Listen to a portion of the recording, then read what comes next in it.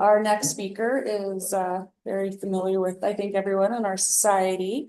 We have Dr. Jon Noad coming to present on dinosaurs going postal, and it's not about dinosaurs going behind and joining the postal workers. It's about dinosaurs and stamps. John, if you'll join us up front, still quite interesting. Good evening, everybody. I currently work as a paleontologist, so I'm intimately familiar with dinosaurs more than I would have been in the past. I've got quite a checkered history. I worked in mining, marine geology. I've then worked for oil and gas for quite a few years, and I work for Stantec now. So most of my work is based out at Springbank on the dam and what's happening with the dam out there. And I'm hoping that I will come back and talk to you about some of the finds that we've made out there. But today we're going to be talking about dinosaurs and dinosaurs on stamps. And there are many stamp collectors out there. I was actually sharing a statistic that the American Philatelic Society has about 25,000 members, and they have more members who are over 90 years old than members who are under 40. So that demographic gives you an idea of the kind of style of collectors that are out there in the world. A lot of collectors collect by country, obviously, but there is a small subset of collectors who collect by theme. So those themes could be anything from cigars to horses to bats, space. Space is actually the most popular thematic collection, apparently. And then I chose dinosaurs as my theme, and we'll talk a little bit more about how I got into that later on. Thematic presentations fall into two subtopics. One is topical collections, which is really talking about the collection by subject. So what I'm going to do is talk about the different kinds of stamps that you get, where they're from, a little bit of the history of dinosaur stamps and things like that. But you can also use dinosaur stamps to tell a story. So another option would be to come and talk about what dinosaurs do in the daytime and to use stamps to illustrate that. But today is more of a topical talk rather than a thematic talk. The nice thing about thematic collecting is that you can collect whatever you want. It's not like a country where you say we start off with the first issue from that country and we go all the way through to current issues. You can just say, well, I only want to collect dinosaurs which are long necks. I like long necks. Or you can say, I only want to collect this theme up until 1980 or something like that. So you really have an option, and that can also suit your budget as well, because you can spend an awful lot of money on stamps. I was very lucky. I started collecting a long time ago when the stamps were a lot cheaper, but I was telling somebody that in the last 10 years, the prices have generally, for thematic stamps, the rare ones, have gone up by about 10 times. So they were a good investment when I made it. One of the problems with thematic collecting, first of all, there are some very irritating, very rich Chinese people out there. So whenever I go, and I don't mean that as anything about China, but just they have a lot of money. So when I'm on eBay and I see a nice rare stamp that I would like to add to my collection, I'm up against these Chinese bidders and they can just completely outbid me. So it's quite challenging. So that's one problem. And the other problem is that it's a kind of weird intersection, because I collect dinosaurs. So I collect dinosaurs that come from about 140 countries around the world have issued dinosaur stamps. But there are also these country collectors, and they want to collect every issue from that country. So the dinosaur issue is just one or two issues out of the whole country. So I've got all the people who are collecting Canada. There are 3 dinosaur issues that they would all want to have in their collection, and I want to have them in my collection because of dinosaurs. So I'm up against them as well. And then the last problem, the last real challenge, is there are thousands of wallpaper stamps out there to tempt the collector. So there are many countries that are issuing stamps which really are a little bit dubious, and you're very unlikely to see them on an envelope, and they're just pumping these stamps out to try and tempt unwary collectors. So my story begins back when I was about 7 years old. There's a nice picture of me when I had hair some while ago. And I used to go to the Odeon stamp shop in Uxbridge in Middlesex, west of London, at weekends. And I used to go and browse through the stamps there. And I was not a discerning collector. I collected the ones that I thought were the nicest. But I did collect at least one dinosaur set that was issued at that time. I stopped collecting in my teens, and then I started doing a master's in London. I was living in Southampton, so I was walking up from Waterloo Station, and I was early, about an hour early, so I saw this sign that said stamp show at the Strand Hotel. So I foolishly went in, and sort of the rest is history. And so that's 1992, so that's 30 years that I've been collecting dinosaur stamps. And the very first one that I saw in one of the stalls was this one down at the bottom here, this Antigua 1992. That was the one that really hooked me. So that's the one to blame for why I now have more than 10,000 stamps. So since then, I've got serious, attended thematic displays, written to lots of dealers around the world to try and improve my collection, joined eBay in 2001, Delcamp is another site I joined in 2002, and I started exhibiting here in Calgary in 2018. So I've really got hooked, whether I like it or not. So my collection, I have about at least 10,000 different dinosaur stamps and lots of other postal items as well. My favorites are things like the original artwork, and this picture on the right-hand side here. This is a set from Niuafu, which is part of Tonga. And this here is the original artwork that was designed, which somebody was down on their luck and they had to sell off their artwork, and I managed to acquire that artwork. But that is a rare event. Usually they're way outside my price range, the artwork, but I do have a few to show you today. I really like the artwork. I love the first day covers as well, particularly with the cachet, so a picture on them as well. And I have a bias towards the earlier issues in a kind of simpler time when there was less focus on just trying to screw money out of people and more on the beauty and the actual art of stamps. Because if you read about stamp collecting online, then you'll see that people are saying they're like little works of art, each one of these stamps. So that's a nice way to look at it. So I've got pretty much every mint dinosaur stamp that's ever been issued. So that's quite good, because now I go through eBay and there's very little that I actually buy now. So things have got a lot better financially in my world. But I am looking for rare items, and the rare items are the ones that are a little pricey. So I don't really add much to my collection apart from the odd new issue these days. So eBay has had a huge impact on collectors. And when it started up, I joined in 2001. It was definitely around before then. The way it started was quite interesting, that there was a lady who collected Pez dispensers. I don't know if you know what they are, but these little plastic Pez dispensers, you lift the head up and a small candy comes out. And she was talking to her husband, who was involved in internet and web design. And she said, it's so irritating. I have to drive all over the Western US looking for these hobby fairs where I can go and see whether they've got these Pez dispensers. It costs me a lot of money driving. I get there, often they've got nothing I'm interested in. Can't you think of something? And what he did that weekend was he designed eBay and he designed PayPal over a weekend. And that is basically the start of eBay. So we've got the Pez dispensers to thank for that. So as I put up there's about 18,000 items I looked today on eBay, different dinosaur stamp lots. That's just dinosaur stamps. So that's, if you are interested in getting involved in this, and I would advise against it, but if you are interested in getting involved, then that is a great place to go. And it also gives me an idea of how much everything is worth as well, which is very nice. My friend Tim, we were sitting over a glass of wine. He was talking about this. He said, one of the things that's going to fund my retirement is all these Victorian bottles that I have in my garage, which I dug as a child. And these Victorian bottles, they're the lemonade bottles. They still have the glass marble in them, so they didn't have the necks broken. And we were thinking, how much do you think that's worth? What, £50 each? Because there can't be many that survived. And we had a look on eBay. They were £1 each. So eBay really does give you an idea how much everything is worth. So when we look at the dinosaur stamps today, we're going to see a lot of really beautiful designs. And a lot of them date back to really the kind of classic dinosaur artists. People like Rudolf Zallinger, Knight, Burien, all of those guys, the ones that you see in all of the dinosaur books. So this is just the Zallinger's mural at Yale. And you can see here, I've just chosen a few dinosaur stamps that basically are taken, or they often reverse them, which is quite funny. So you see this Allosaurus here pointing to the right, and the Allosaurus in the mural is pointing to the left, as if we wouldn't notice they were exactly the same.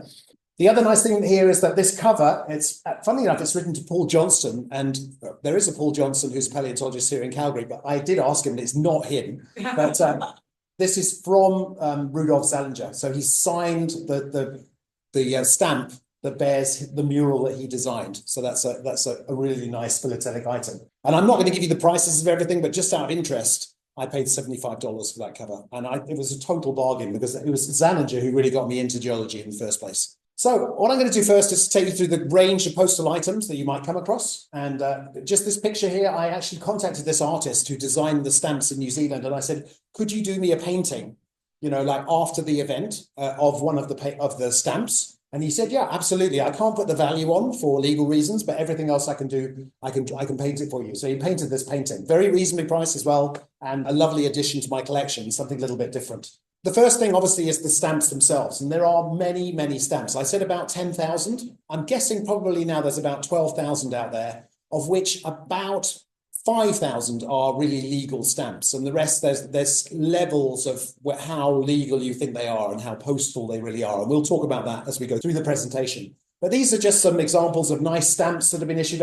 You'll find that I'm biased towards the ones that I think are a little bit more artistic. So these ones are all really quite nice designs. I love this one from the British Antarctic Territory on the lower right there, and we're going to see another part of that design as we go through the talk as well. This also shows we've got stamps here from Sweden, Argentina, from Kampuchea. And like I said, there's probably about 140 countries that have issued dinosaur stamps. And of the kind of bigger countries out there, the only real disappointment, the only country that I can think of that has not is Italy.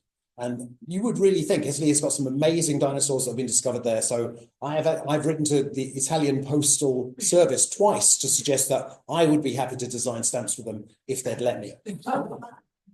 There are also lots of dinosaur sheets, different types of stamp sheets, and probably the most common is that a country will issue a set of stamps, so there may be 8 stamps with dinosaurs on them, and there'll be a miniature sheet, which will be a sheet with a picture with a kind of inset stamp, like the one in the middle here. So that is the original painting that I showed you just now. That is the actual original stamp that was issued in 1993.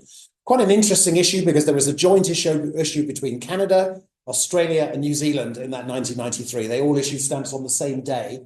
And I'll show you our stamps from Canada later on. Yes, there's many sheets like this, and like this one here as well from Cambodia on the left. And then there are also quite well-designed sheets that have multiple stamps on them, but different stamps in here, like the Argentina one on the lower right there. And then you just have basic sets of stamps. And really, you would only buy a sheet like this either if you're a fanatical collector, so that was me, or if you wanted to, if there was something in the margin that might interest you, so maybe an issue number or some information about the stamp might be included on there, or even the person who was responsible for actually getting that issue out onto the street. There are also things that you should look out for. There's little subtle things. So this is an issue from China here in the lower middle. What they did was that for each of the 7 stamps in the set, they made a different perforation. So that little tiny hole in the perforation there is in the shape of a sauropod dinosaur. And the different dinosaurs, the 7 different sheets, each have a different perforation around the edge. So that's pretty unusual and pretty cool. And then this nice issue from South Africa here, beautifully designed with this margin around it with the different stamps in the middle. So there are also booklets and coils. I'm not going to talk about coils. You just buy basically a box which has a coil of stamps in that you just pull out one by one. But some of the booklets are really nice. And I've just put a few examples in here once again. And this one from Sweden is particularly nice. It's got a Maiasaurus in it. And my daughter's middle name, older daughter, is Maya for Maiasaurus. So this is really, I know, I'm sorry. And this is a little dinosaur here poking out of the egg. And I actually contacted this guy to ask whether he could do me a painting of this, a reproduction painting. And he said, no, he was too old. So he refused to do it. This one here is from Thailand. And Thailand, they issued a set of 4 stamps and they all had their own little booklet. And there's a kind of like a sliding scale here. Some of the booklets are issued for collectors and some of them really are issued for just general day use. So this one in New Zealand, for example, this just happens to be dinosaur stamps, but this is just a kind of standard postal issue. And they had 2 sets of the stamps which they used for the booklets, which were basically first and second class post. A nice design here from Bulgaria. On the face of it, we have a booklet with a nice dinosaur on it. But when you open it up inside, for some reason, there's 4 cats in there. Maybe they sold more booklets that way, I like to think, than if they'd had cats on the front. And then there's one over here from Belgium, which was an issue which only it was produced in the booklets and was not produced as stamps otherwise. Postally used letters are really, to me, of great interest because first day covers are pumped out. And if you go online now and you look at like British first day covers, where I grew up, British first day covers sell for about 20 pence each. So that's about 30 cents each, which is really quite disappointing when you think that people are spending pounds and pounds to buy all of these and think that they have something that's really valuable. So they have kind of fallen out of favor, first day covers. But these postally used things are much more difficult to get hold of, and particularly if they were postally used on the first day of issue. So I tend to write to dealers who are based in countries like Mongolia, here on the upper right. I wrote to this gentleman who sells Mongolian stamps, and I said, please, can you send me this stamp the day it comes out? And so that is a very unusual cover in that it's issued on the day it came out.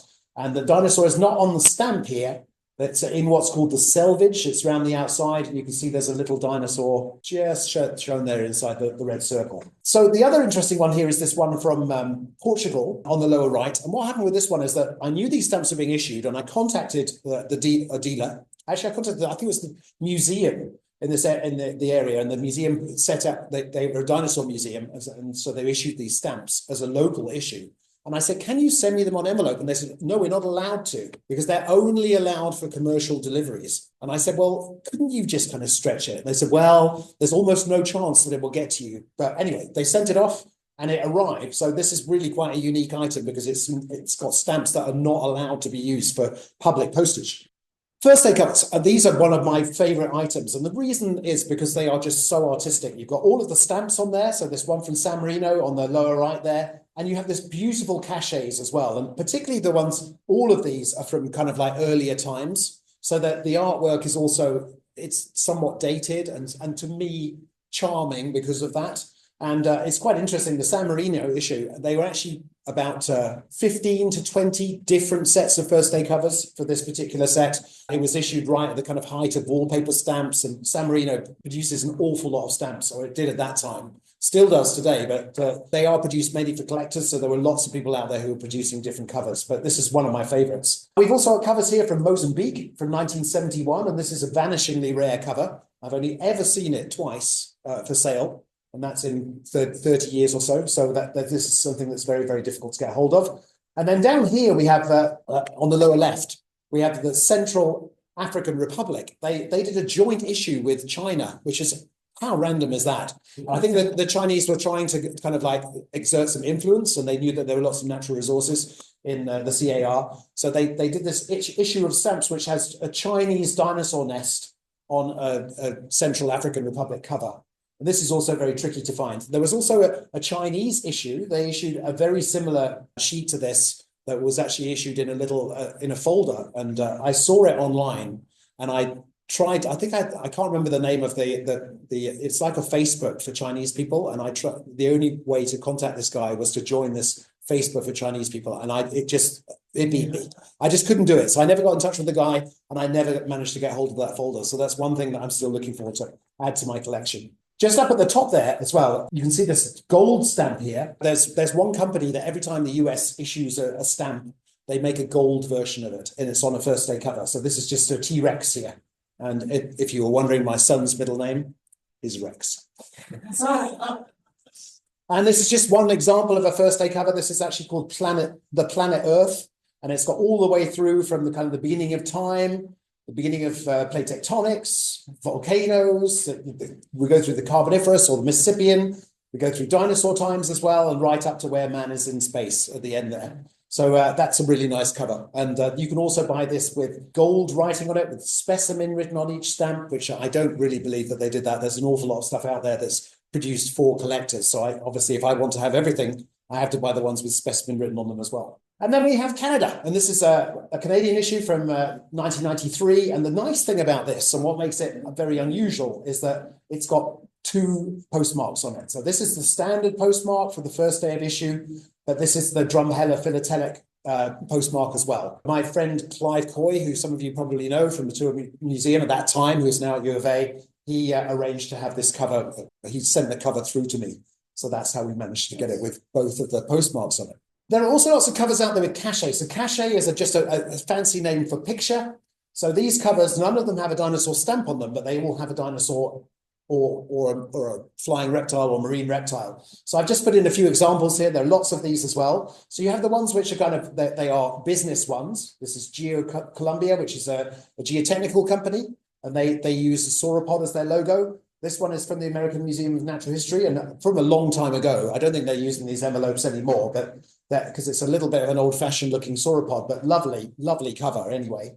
And then we have this one here, which is celebrating the first South African dinosaur discovery back in 1845. So there's lots of variety in there, and you don't have to have a dinosaur stamp to still make it dinosaur related.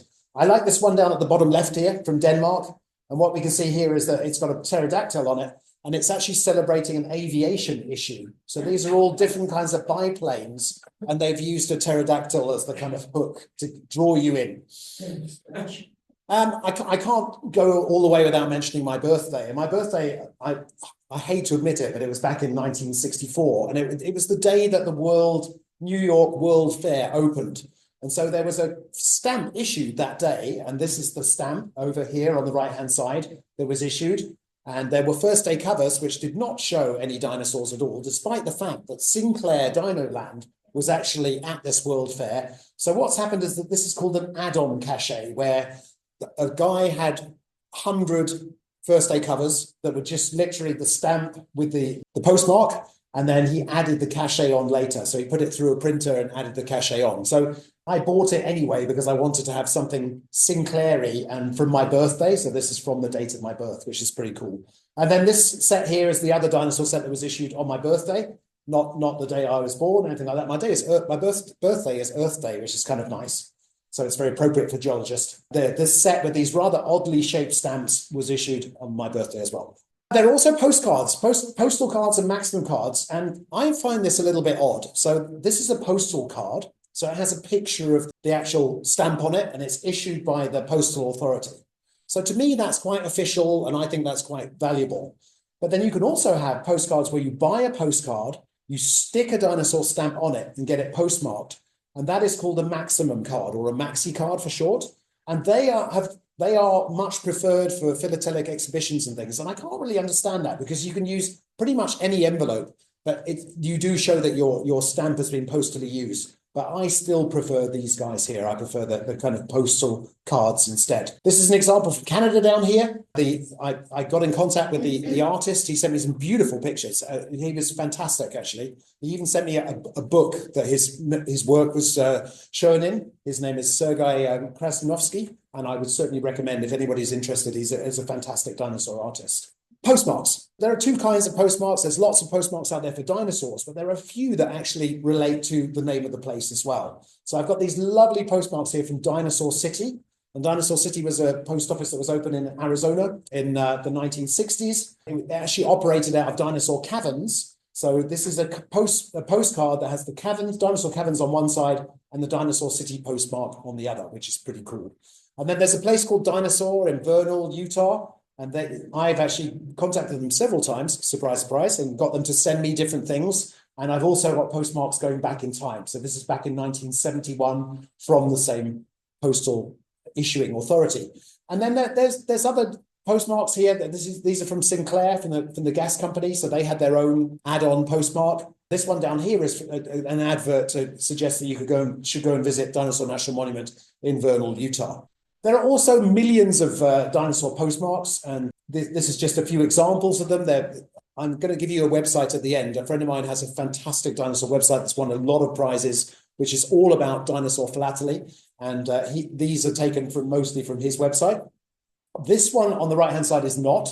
So that is an actual, what was used to make the postmark for the World Dinosaur Exhibition in South Korea. So I was able to buy an impression and to buy the original casting mechanism as well. So that was what was used to make the postmarks. That's the only one I have. I think they're quite hard to get hold of, generally speaking. What else? Errors. So these are some errors from that set that I mentioned earlier, the first set that I bought from Poland, 1965. And these are all different errors that came from that set. Obviously, the printer was having a bad day. One of my friends has 7 out of the 10 stamps from the set, all with missing values. So I have a feeling that the printer was probably doing those specially to sell them off to his friends. I bought this one with no value. And what happened was that the guy had a sheet of these with missing value. And he sold the first one for £10, and the second one for £20, the third one for £30, and there were 10 in the sheet. And I bought the 9th one. So my one cost me £90, unfortunately. You can also see color shifts in here. This one is missing the black on it. So it does have the value, but it's missing the black.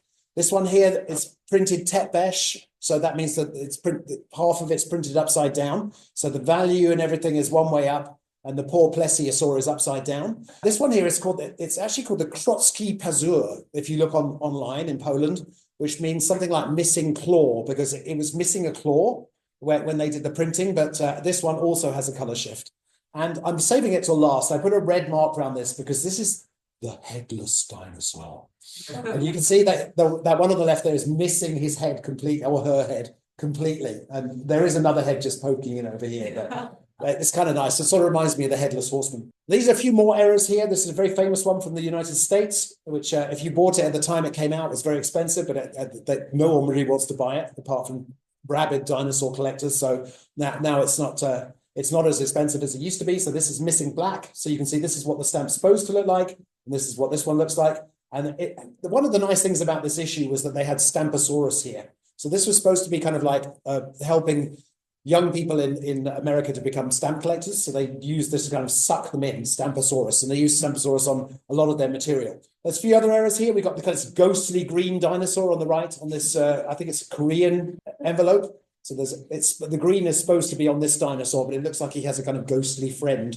This one here has got that, you can see this is shifted. So this is also another missing headless dinosaur here from the US. I was actually offered the whole sheet of these, but I couldn't afford it. So I've got one out of the 15 in my collection. This is that same mural from Yale. This was also famous for color shifts and problems with that. So you can see that there's a brontosaurus here and a kind of ghostly second head. The red in particular got shifted on a lot of these. And then finally, there's one from Iran. I don't know quite what happened here, but there's far too much green. The green has been shifted up, so it makes the cover look, the sheet look very strange. I mentioned original artwork earlier. I do have some original artwork. This is another one from the Tonga set on the left here. So this is how they kind of put the designs together when they're building the stamp up. This one here is from Mali, and I've just got the Dimetrodon. There were 7 in the set with 4 dinosaurs, but I only have the Dimetrodon, which was just, it was online for about, I don't know, $30 or something. What a bargain. They're not all that good. And then this one up here is from a set of Korean stamps, North Korean stamps. But I mean, I have my slight suspicions. They do say that it's original artwork, but this is the stamp that it led to. The coloring is different, and you do wonder whether there's just some rather nice painter sitting out in Korea pumping these out. You can also buy painted covers. So what's happened here is that this is the first day cover where they had the stamps on there and they had the postmarks, and then someone's added. So this is like the add-on cachet, but this is the add-on painting. So they've added a painting to this design. I kind of like that one. It's quite nice.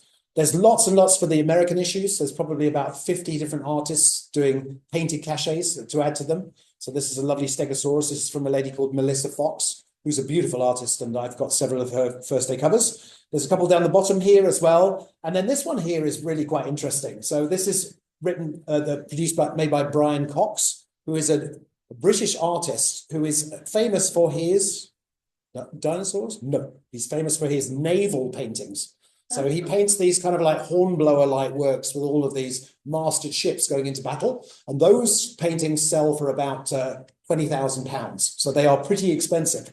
But he also did a few covers which he did dinosaurs on, which he apparently sent to one of his friends. So I got these from his daughter. I got several of them.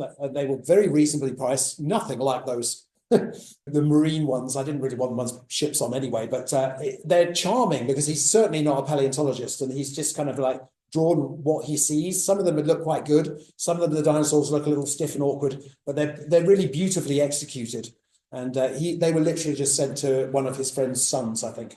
And then there's Cinderellas. So Cinderellas are basically real fake stamps. We're going to talk about less fake stamps. So these are the really fake stamps. So these are just basically designed for pleasure. So you buy it, often they're to raise funding money. This one here from China, all I know is that it was produced in 1995. I don't know anything else about it.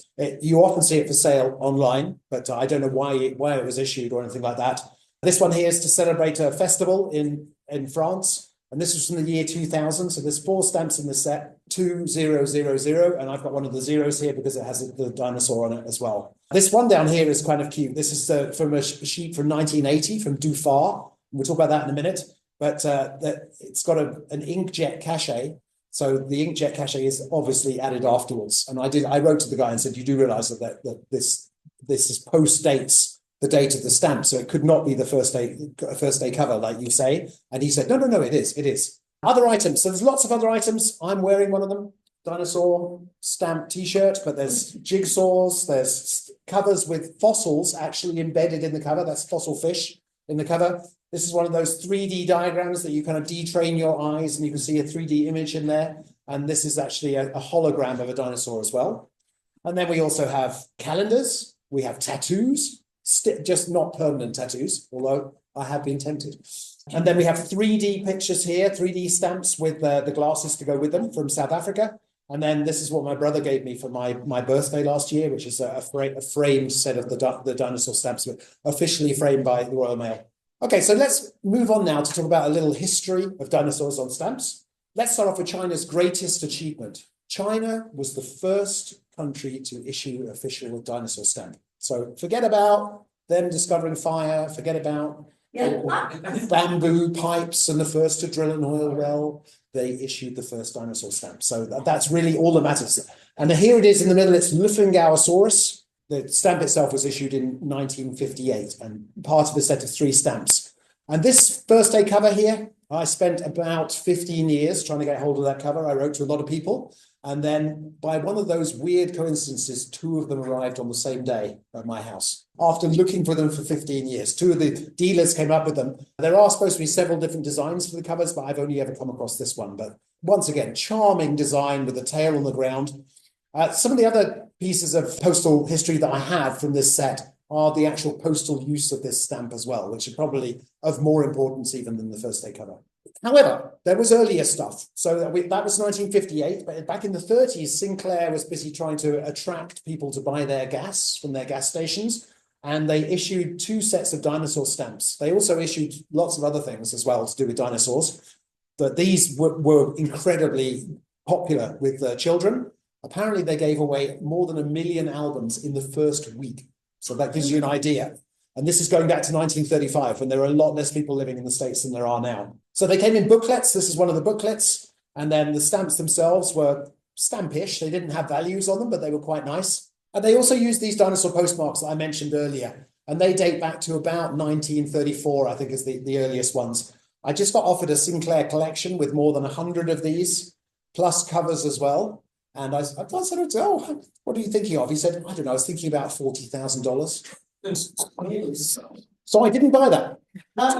So this is the pièce de résistance. So this is very, very rare item from Italy. So this is also from Sinclair, but from the Italian branch. Has a beautiful postmark on it as well. Apparently, there are only 2 or 3 of these left in existence, these covers, which is so crazy. So that's 1934. So I can do better than that. 1932. This is a Cinderella. This is not a real stamp, but it's a Cinderella stamp, much like the Sinclair ones, painted by John Heber Stansfield as part of a sheet of 20 stamps that were to try and get you to Utah on holiday. So they're kind of just advertising Utah, the center of scenic America. And this is the dinosaur stamp from that set. And I actually thought that it's probably the oldest. Until this, as far as we know, is the oldest postal item with a dinosaur on it. It's probably priceless. I've actually been to Torrance, where the Lyman Fertilizer Company is based, and went to all the antique shops, talked to everybody, went to the library, went to the Chamber of Commerce. There is nothing. It seems like this envelope is a one-off, or it's the only one that's left. So it's obviously got this famous scene here that comes from a famous paleontological artist, whose name I can't remember right now. But there's that scene there, as well as that scene, which is obviously from the kind of Quaternary times and Ice Age with the saber-toothed tiger standing over the mastodon. In the background, by the postmark, there is a little wibbly wobbly sauropod sitting in there. You see him there? The fact that it has this embossed postal payment for 2 cents makes this an official postal item and makes that the oldest postal dinosaur in the world. And I have had several people trying to offer me to buy it from me, and I'm not going to sell it. And it's kind of fun when you look back to see what was happening on the day that this cover was sent back in 1922. I mean, I've got the weather forecast for that day. I've got kind of what was going on around the world.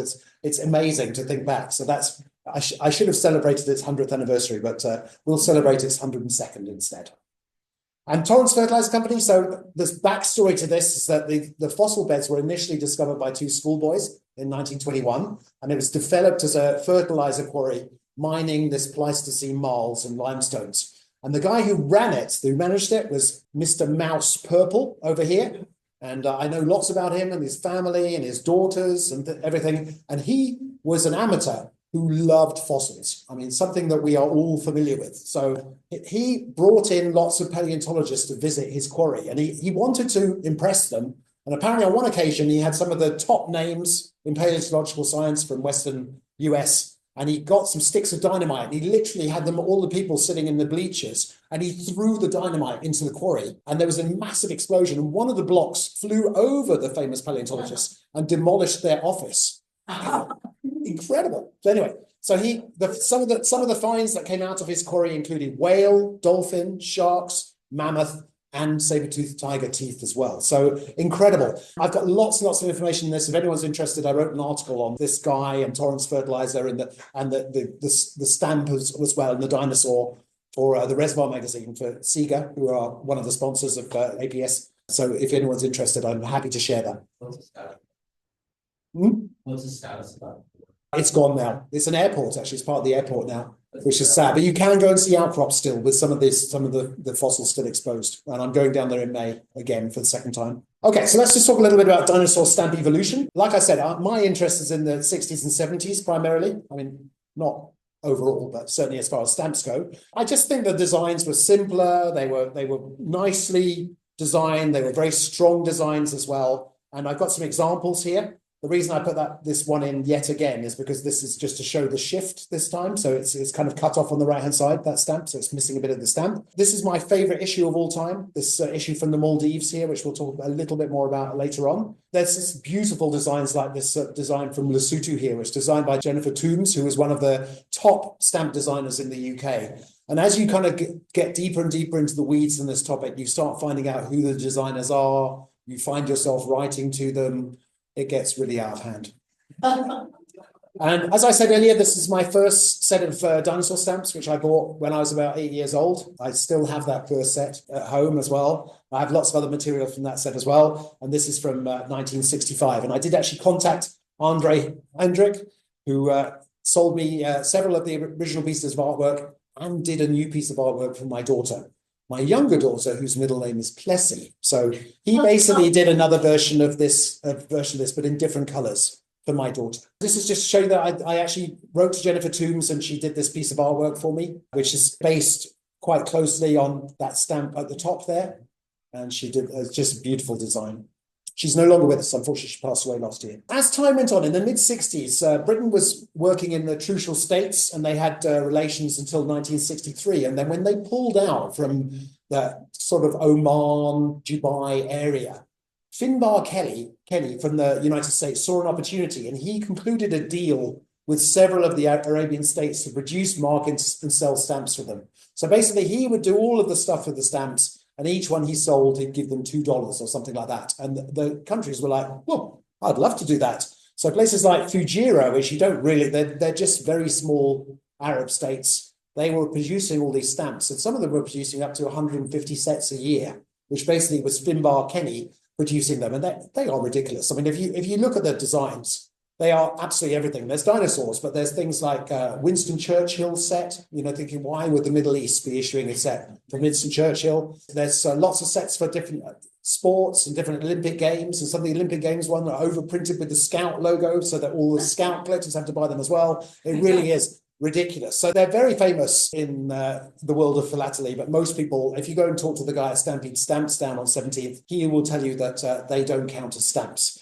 But I do have examples of being postally used. So they were postally used even to a limited extent. I think that they're real enough. And I have this one piece of artwork from one of I can't even remember where I get hold of this, but this is the original artwork for one of the Fujairah stamps. And then there's some of the worst designs. This one here is quite funny because you have dinosaurs at the bottom, but this sheet also includes a guinea pig. And various other mammals as well. So I'm not quite sure what the theme of that was. I've never seen this postally used, so I think it was really just designed for collectors. Then we have this rather surreal set from Manama from 1972, and then this set here, this sheet here, which they didn't even bother perforating the stamps. You'll see this featured again, this particular dinosaur, in the worst stamp art ever. We moved on to the 70s, and there was kind of like a new romantic feel, a bit of a disco feel, bright colors, lots of kind of quite attractive designs again. But this is from 1977 from Japan, down in the lower left, with some beautiful artwork in there as well. And then some Equatorial Guinea. Some of the stamps from them were quite nice. And these are from Cuba. So and they're from they celebrate a famous prehistoric park that was there. And the one at the top there is from Afghanistan. This is another example from 1982, so the same kind of time period. And I showed you the sheet earlier, which is with this beautiful design around the outside.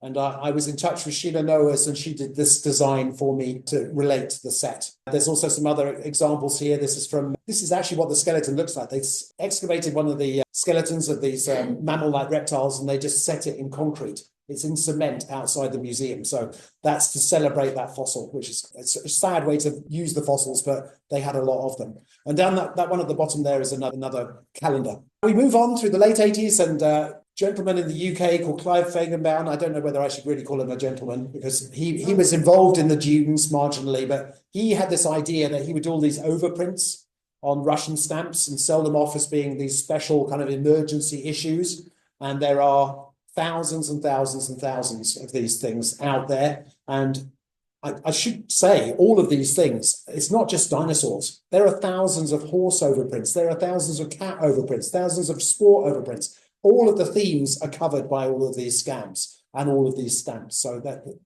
this is just one example. The Russians also produced 1,025 dinosaur stamps like this, different designs. And I must be honest, I did buy these, even though they're sort of postally marginal, but they are some quite attractive designs in there as well. We move on to the 90s, and things were kind of getting quite techno and quite scientific. The designs of the stamps were more accurate. They were quite sharp in some ways as well. So they were really making an effort here to make things more scientifically viable. And obviously we're kind of waiting for the millennium at this stage. I put this cover in here. This is from the UK, just because you'll see that there's an iguanodon on the Maidstone shield.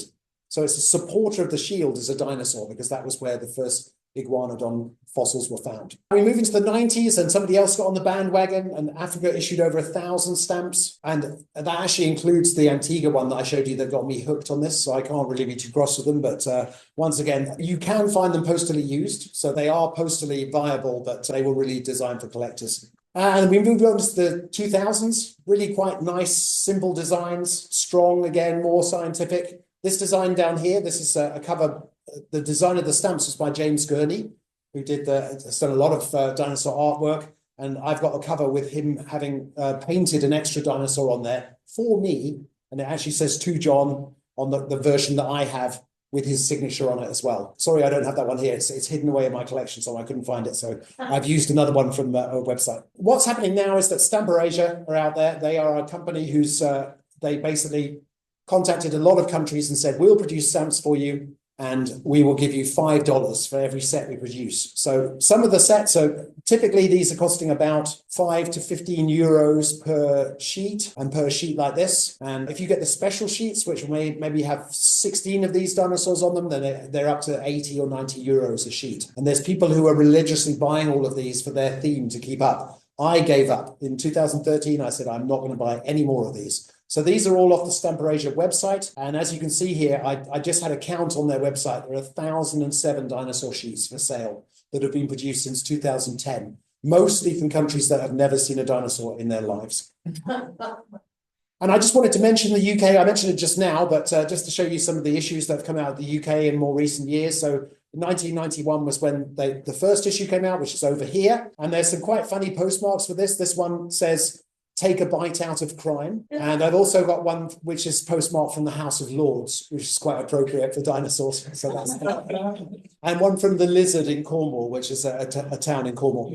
There's some designs here, 2013, to celebrate 200 years of paleontology in the UK. And this is from last year in 2024. And then I've also included this. This was a Darwin issue. And the nice thing about this here, this is an Archaeopteryx behind this pro here. And you can see that I have one of the versions of the stamp I have, the designs shifted over by about 1.5 centimeters. So let's just talk about a few embarrassments before we finish. As I said, there's lots and lots of sets that came out of Africa that shouldn't have been issued, and they are almost postally correct. But you can see there's really nonsense there. So this one down here, this sheet is for mushrooms and dinosaurs.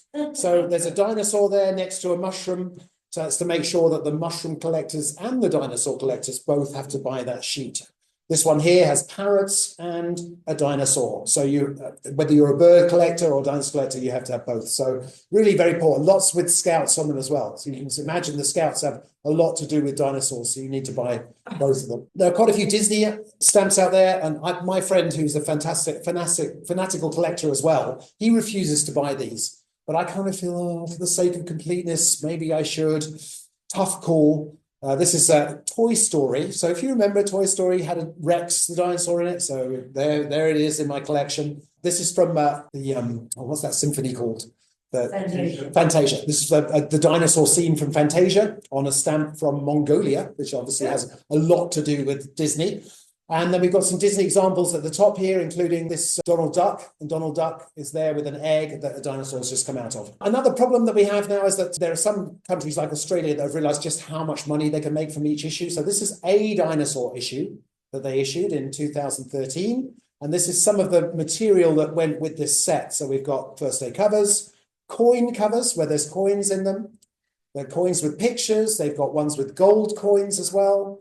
They've got the roaring folder here, this folder that you open up and the dinosaur appears. They've got booklets, the prestige folder, the presentation pack, the framed artwork. And I worked out that if you buy one of each, $360. So if you're going to have a complete collection, you are going to be broke very quickly. Gold sheets are another one. I don't think I've ever seen these postally used except kind of on a cover with just a postmark for the first day of issue. These are mainly from Mongolia, Guyana, and there's one from Eastdale Island here. So this isn't even a real issue. This is a Cinderella issue, but they are out there if you want to, for the sake of completeness. I think this one's from Chad, actually, the one at the top here as well. So there's quite a variety of countries that are getting on the bandwagon. And then we've got some terrible dinosaurs. I mentioned earlier, this is apparently an iguanodon. I'm not sure that the artist could be described as a dinosaur artist, because that is pretty lame, that one.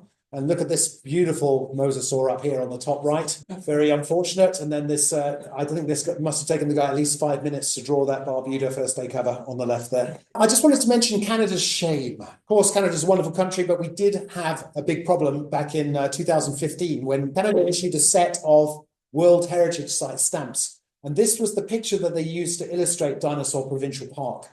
Can anybody tell me where that's from? It's the Hoodoos in Drumheller. So they issued it and then they realized the following day and they recalled all the stamps.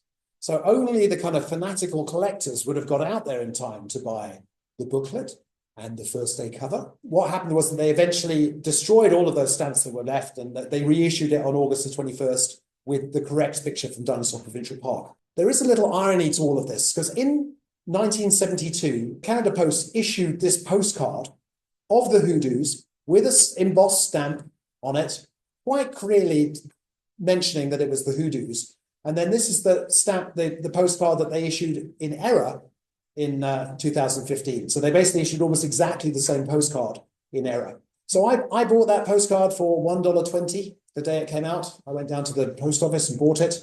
And I wish I'd bought all of them because only about between 12 and 20 escaped of those postcards, and they're listed at $795 each now. Why did I only buy one? What an idiot! I didn't, and I must say, when I bought it, I didn't even notice at the time that it wasn't Dinosaur Park. I noticed the following day, and I went back to the post office, and they said no. And they had one of those sheets on the desk which showed you the issue, and I begged them to give it to me, and the lady said I'd lose my job if I gave you that, so I never got it. Damn. All right, we'll finish off with some favorites here. So this is an issue from Morocco from 1982, and I wrote to the artist. And it said, do you have the artwork? And she said, no, I had to give it to Moroccan Post. And I don't ever reproduce any artworks I've done. So I wrote to her again and I did a picture on the envelope because I could see from her Facebook page that she liked that. And then she sent me back this envelope. So she drew my dinosaur for me. And it's just, that's probably my favorite philatelic item right there. And it's a Cetiosaurus that was found in her other artwork. It's really crazy. She has a lot of kind of Bruegel or something like that, or Hieronymus Bosch. It's a lot of devils and demons and funny faces, but luckily that wasn't what she sent me. She sent me the dinosaur. There's some very rare items in my collection, which I'm very proud of. So this is a Mauritius first day cover, the only one I've ever seen from this set, which doesn't have a dinosaur on the stamp. The dinosaur is in the selvage here. This special folder from Japan from 1977 has a metal embossed little picture of the dinosaur on it. Once again, I've only ever seen that once. So That's another rarity. And then this is a postally used cover from Saint Thomé from an issue there. So very nice. This San Marino postcard, I found it at a stamp fair and bought it. And it took me another 20 years to get the rest of the set. There's actually a set of 9. Most of the dealers I wrote to said, no, they don't exist. It was only that one postcard, but there was actually a set of the whole set was available on postcard. This one, the Niger, I went to Paris to run the marathon, went to a stamp shop, and they just happened to have this first day cover, which once again, I've never really seen apart from that one that they had in the shop. This one here, I've got an envelope with one of the stamps actually postally used. So that kind of gives it a bit more credibility, which you may remember as my favorite set. This folder from Japan, I was actually in Japan for work years and years ago, and I went to a stamp shop and they had this folder. And once again, I've never seen it anywhere else. And each of these is a booklet that's inserted into a little pocket. So there's actually 16 booklets in there. I've seen a couple of the booklets for sale. This is some other booklets from Japan to give you an idea of what they're like. But this is the only time I've ever seen that folder. And then there's quite a few humorous covers out there. So this is to warn you about smoking, the dangers of smoking. You smoke and you'll turn into a dinosaur. On the right there, this is Don't Choose Extinction, which is from the United Nations to worry us about climate change. And if you use the QR code, you can find out more about climate change. And then this is a painted cover from the States. You can see what it says here. I'll just read it out. The picture's pretty bleak, gentlemen. The world's climates are changing. The mammals are taking over. And we all have a brain about the size of a walnut. So there's a set of 6 covers in that with different jokes on them, but that's my favorite. So just to summarize, collecting can be wonderful. The nice thing about thematics is that you can choose whatever you want to collect. You don't have to be a completist. You don't have to do what anybody says. You can just collect the things that you love. eBay, Delcamp, and Hipstamp, the 3 websites, are a great place to look at material and see how much things are really worth. Almost every country has issued dinosaur stamps. Like I said, Italy is lagging behind, but may catch up one day. One of the best things is when you find something that you have been looking for years and years, and it turns up online. So I'll just say with that, happy hunting. And there's an excellent resource down there, this website. Just look up Palaeontologist with an IE at the end. Michael Kogan is the guy who has the website. He's won loads of awards, and he has all of these stamps on his website. Oh, not Disney, though, because he doesn't like Disney. Thank you very much. I am happy to take questions if you haven't heard enough from me already. Yes. I had no idea. This is mind-blowing how down the rabbit hole you can go. So with searching for this, you do most of your searching online, but before everything got online, you're just wandering into antique dealers, looking at their old postcards. And so guessing at how much time you've put into this in your lifetime. Yeah, well, part of it is that there are books which have lists of the dealers. So dealers pay to have themselves included in these books. So I had a book that had hundreds and hundreds of dealers in it, each of which said what their speciality was. I was writing to them postally at that time because there was no internet and no email. And I would say, if you don't have them, then I will pay you a high price if you can find them. Or if you could suggest another dealer to me, that would be great as well. And it was amazing how many of them wrote back, even when they didn't have the material, to try and help me. And most of the kind of foundation of my collection and most of the really, really rare items came from that. What's going to happen with this? Because the Postal Service, especially in Canada, is suffering. My nephew at 24, 25, a few years ago, couldn't even write out a postcard. Like he didn't know which side to put the address on and how to do things like that. Nobody knows how to send a letter anymore. Yeah. So this is going to become a very antique. What's going to go first, the stamps or the books? Well, yeah. Or newspapers. The newspapers are pretty much gone. Yeah. Yeah, I do, and even kind of self-adhesive stamps. I mean, a lot of people find them bit distasteful. Yeah, I don't know what's going to happen in the future. There are not less stamps. There's no frills. There's each country, particularly kind of like Western countries that are kind of on all, like Germany, like Italy, like the States, like Canada, they're probably issuing about 20 sets a year, I would say, on average. And they are absolutely themed at collectors. There's almost none that are not themed at collectors these days. So you'll have the definitives that are out there, but everything's so they're really hoping for people like me. I've heard that little countries Sorry? Like little Caribbean countries can Yeah. make a fortune off their stamps. Yeah. But it doesn't seem right that this hasn't been stuck on a letter and franked and put through the postal system. No. No. That's just my way of looking at it. And the last cartoon about the brains, that's Gary Larson in The Far Side. It's probably his cartoon, that's Yeah. been painted by somebody else. Yes. Yeah, thank you. Yeah, I would strongly recommend to have a look at Michael Cogan's website if you do nothing else, just to see the huge variety. I mean, I've just touched the surface here. There's lots and lots more out there. So dive in. So a question is much an anecdote just about like the reach of these things. So during the summers I do tour guiding. One company is my main client. And occasionally I get guests coming in early who want to do like little private tours before their big tour starts. And so I had one couple who came in and they wanted to go to Drumheller. The gentleman specifically wanted to go to the Hoodoos because of that stamp. So took him there, he was disappointed, it's all good. And there are actually a couple of questions from the chat here, and I'll group them together because they're thematically related. So we have, how are all the stamps preserved in your collection? And perhaps relatedly, do you insure your collection? And if so, how? Also, I think you've misidentified Donald Duck. It is actually Scrooge McDuck. No. So I guess comment on those in whatever order. It's actually, that's in one-way laundry. Yeah. That's right. I am not an expert on Disney ducks. I apologize. So the way I store my collection is that I have quite a few chest of drawers that the stamps just get put in. I do store all the covers upright because that way they don't get bent. And I have a whole set of albums which have these, they're called Lind sheets. So that they're pages that have these plastic fronts to them, which is the plastic is designed not to damage the stamps. And you basically lift the plastic up and put the stamp in and put the plastic back down again. You can get bespoke albums that actually have a picture of the stamp just printed in black and white, and you can get dinosaur ones as well, but I don't have those. I just store mine.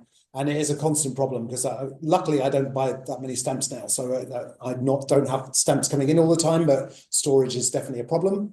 And there is a company that specializes in stamp insurance.